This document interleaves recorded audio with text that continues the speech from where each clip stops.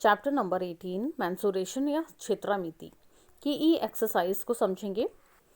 Exercise के questions start करने से पहले हम समझेंगे शंकु के बारे में।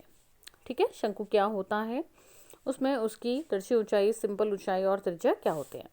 तो देखो बच्चों, जब हम बर्थडे में जो एक कैप बच्चे पहनते हैं वो हमने देखी है, हम सभी ने देखी है।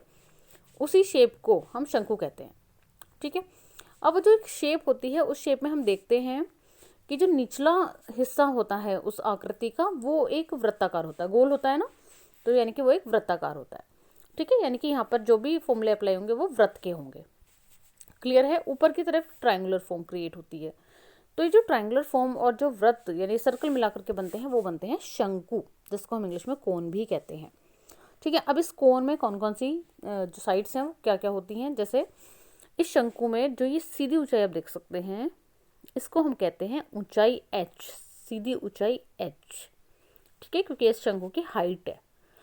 ठीक है, अब इस शंकु में क्योंकि सीधी ऊंचाई के साथ साथ एक और मेजरमेंट आता है राइट या लेफ्ट दोनों साइड में, उसको हम कहते हैं तिरछी ऊंचाई। अब देख सकते हैं तिरछा है, ये भी तिरछा है, तो इसको हम कहते हैं तिरछी ऊंचाई। इसको हम लेंथ L से डिनोट करते हैं। ठीक है, और क्योंकि शंकु नीचे से वृत्ताकार होता है तो नीचे की तरफ त्रिज्या होती है एज यूजुअल, जैसे कि सर्कल्स में होती है। तो नीचे सारे फॉर्मूले सर्कल के ही अप्लाई होंगे नीचे की तरफ। ठीक है, तो इस तरह से शंकु के अंदर हुई एक सीधी ऊंचाई h, तिरछी ऊंचाई l और एक शंकु की त्रिज्या कहलाती है r। ठीक है, रेडियस। अब किसी केस में हमें दिया हुआ होता है, कुछ क्वेश्चंस में वैसे हमें शंकु का वक्र पृष्ठ, संपूर्ण पृष्ठ और आयतन निकालने को दिया जाएगा, बट कुछ क्वेश्चंस में हमें शंकु की सीधी ऊंचाई दे देंगे, त्रिज्या दे देंगे और l पूछेंगे, या फिर इन तीनों में से कोई भी दो मेजरमेंट्स हमें दी हुई होंगी और कोई भी तीसरी हमसे पूछेंगे। तो वहाँ पर आपको सिर्फ एक पाइथागोरस प्रमेय लगानी है, जो आपने 7th और 8th में भी समझा है। 8th में, इससे पहले वाले कुछ चैप्टर्स में हमने समझा है पाइथागोरस प्रमेय। तो पाइथागोरस थ्योरम ही यहाँ पर हम अप्लाई करेंगे। पाइथागोरस प्रमेय क्या कहती है? पाइथागोरस प्रमेय कहती है कर्ण का जो वर्ग होता है वो बराबर होता है लंब का वर्ग और आधार का वर्ग। ठीक है, अब कर्ण और वर्ग और लंब, ये कर्ण, आधार और लंब हमने यहाँ पर क्यों अप्लाई करें? क्योंकि यहाँ पर एक समकोण त्रिभुज बनता है। ठीक है, क्योंकि ये एंगल 90 डिग्री है। तो ये जब एक समकोण त्रिभुज बनता है तो ये होगी इसकी तिरछी ऊंचाई l, ये होगी सीधी ऊंचाई h, ठीक है, ये वाली, और ये होगी त्रिज्या। तो इस समकोण त्रिभुज की तीनों जो भुजाएं हैं वो l, h और r बनते हैं रिस्पेक्टिवली। ठीक है, तो उसी आधार पर हम यहाँ पर पाइथागोरस प्रमेय यूज़ करेंगे। यदि हमें दो कोई भी मेजरमेंट्स दिए हुए हैं L या H, R में से, तो हम तीसरे को फाइंड आउट कर लेंगे पाइथागोरस प्रमेय की हेल्प से। दूसरी चीज़ यहाँ पर है शंकु का वक्र पृष्ठ। वक्र पृष्ठ होता है ये ऊपरी एरिया, इस एरिया को, जिसमें इसका सर्कुलर फॉर्म का निचला एरिया काउंट नहीं होता है, ये सिर्फ ऊपर वाला पार्ट काउंट होगा, उसको कहते हैं शंकु का वक्र पृष्ठ। वक्र पृष्ठ का सिंपल फॉर्मूला होता है पाई आर एल। दूसरी चीज़ होती है यहाँ पर शंकु का संपूर्ण पृष्ठ। तो शंकु का संपूर्ण पृष्ठ का फॉर्मूला होता है पाई आर और in bracket L plus are.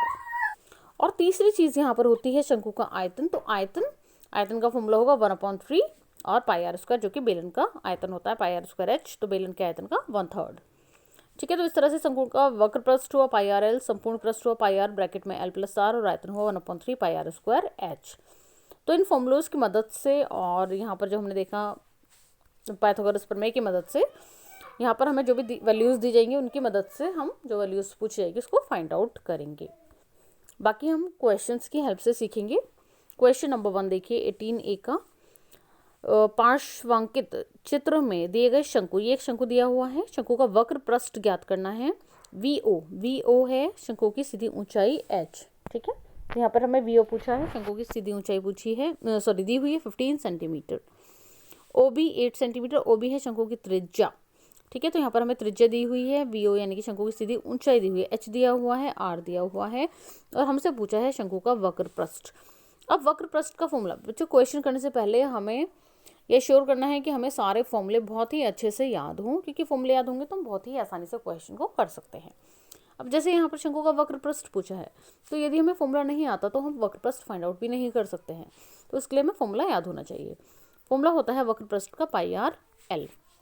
ठीक है, इसके लिए हमारे पास r तो है लेकिन l हमारे पास नहीं है, l की बजाय हमारे पास h है। तो हम क्या करेंगे, एच और आर की हेल्प से, क्योंकि ये दोनों वैल्यूज़ हमारे पास हैं, एल फाइंड आउट कर लेंगे और फिर हम उसको शंकु के वक्र पृष्ठ के फॉर्मूले में अप्लाई कर देंगे। ठीक है, तो करना कैसे देख लीजिए। यहाँ पर हमें एच और आर दिया हुआ है, शंकु पाइथागोरस प्रमेय की हेल्प से एल निकालेंगे, क्योंकि हमें निकालना है शंकु का वक्र पृष्ठ। तो एल निकाल लिया, कर्ण स्क्वायर बराबर लंब स्क्वायर प्लस आधार स्क्वायर। तो एल की वैल्यू यहाँ से आ गई, क्योंकि आर और एच हैं हमारे पास 8 एंड 15 सेंटीमीटर रिस्पेक्टिवली। तो 8 और 15 यहाँ वैल्यूज़ रखी, तो उनका स्क्वायर करना है। 8 स्क्वायर यानी 64 और एच स्क्वायर यानी कि 225, क्योंकि 15 की घात 2 होता है 225। जोड़ा 289 आया और फिर उसका अंडर रूट होगा, क्योंकि यहाँ स्क्वायर है, अंडर रूट करा तो आया 17। तो एल की वैल्यू आ गई 17, तो वक्र पृष्ठ आसानी से निकल जाएगा पाई आर एल, यानी कि पाई आर की वैल्यू 8 और एल की वैल्यू 17 गुणा करें तो 136 पाई आया, और वो भी सेंटीमीटर वर्ग सेंटीमीटर, 136 पाई वर्ग सेंटीमीटर या सेंटीमीटर स्क्वायर।